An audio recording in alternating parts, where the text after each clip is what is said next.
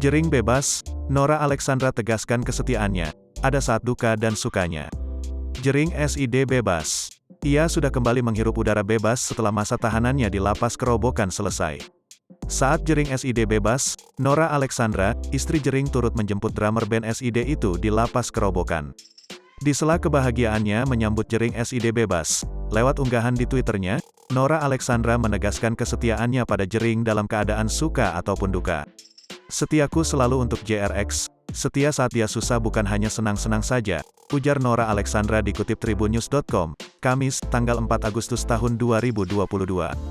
"Terlebih aku tidak pernah meminta untuk bersenang-senang walau dia ada biaya untuk senang-senang," jelas Nora Alexandra.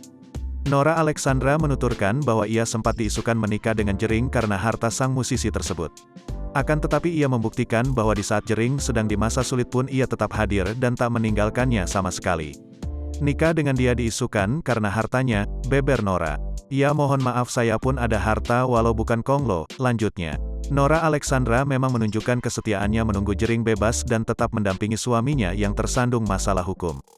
Pasalnya bukan hanya sekali, Jering tersandung masalah 2 kali di waktu yang berdekatan. Akan tetapi Nora tak lelah menanti dan sudah mempersiapkan berbagai rencana ketika Jering bebas.